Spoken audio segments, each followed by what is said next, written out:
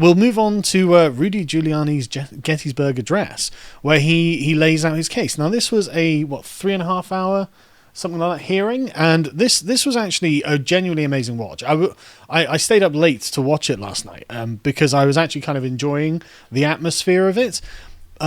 It was very interesting how it provides a kind of top to bottom section of all of the people who are very concerned about what's happened here. I mean, in the hearing, you have elected officials like senators, election observers, then you have expert witness testimony, then you just have the regular people who are there trying to cast their votes, and like the testimony from them about how their ballots were being essentially stolen from them.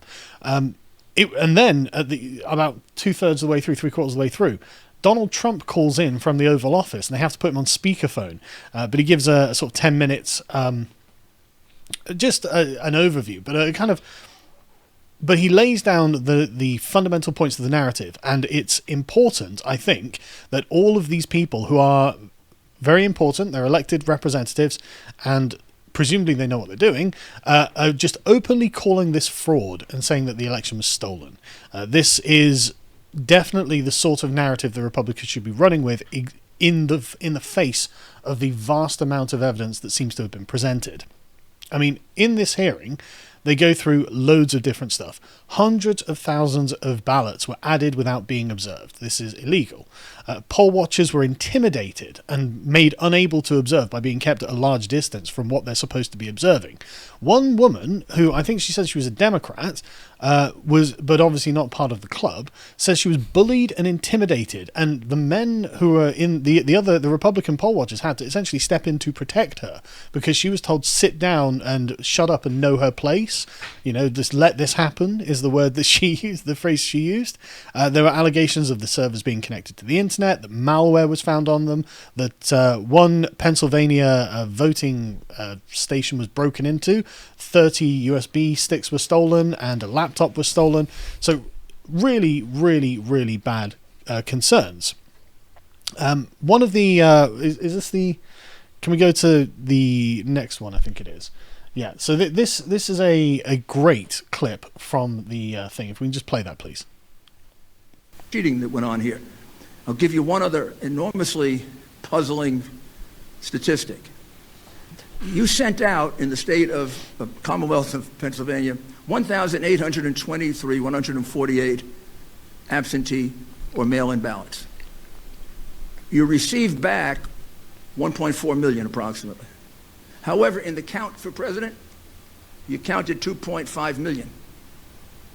I don't know what accounts for that 700,000 difference between the number of ballots you sent out and the number of ballots that ended up in the count. That number, 2,589,242, was on your government website until yesterday. And yesterday it was removed without explanation. I'm going to be very interested in hearing what the explanation is. And I can't imagine you could possibly certify without knowing the explanation of that, as well as the explanation to the 22,686 mail-in ballots that were returned on the day they were mailed. That's a trick. Okay, we can stop him there because this in and of itself is just monumental. I mean, Trump was down by 700,000. He was ahead, by 700,000 in Pennsylvania come midnight, and like he says, where do these other 700,000 come from? Especially when it exceeds the number of mail-in ballots that were sent out. And I don't know how this goes on, but I noticed the very uncomfortable smirk of the guy of Mastriana. I don't know who that is either, but apparently he's a representative of Pennsylvania. Well, he's the Pennsylvania senator who organised this hearing. So I don't think he's part of the clique that's against it. But yeah, I mean, this just seems like you couldn't certify that kind of that election. What are you going to do? How do you explain it? It has to be explained that you can get 700,000 more ballots back than were sent.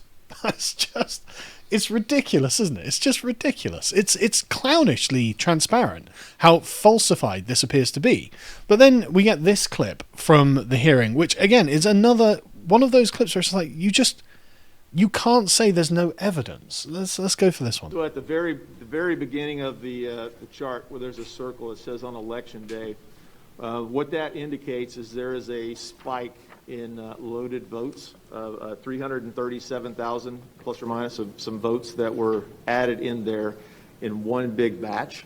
So that was an anomaly in the reporting. Normally you would expect to see a smooth curve going up, not any big spikes. That's kind of what Greg was talking about, the anomalies of loading and uploading those votes. So that big spike that occurs there is a prime indicator of fraudulent voting. And that's 604,000 votes in 90 minutes, is that right?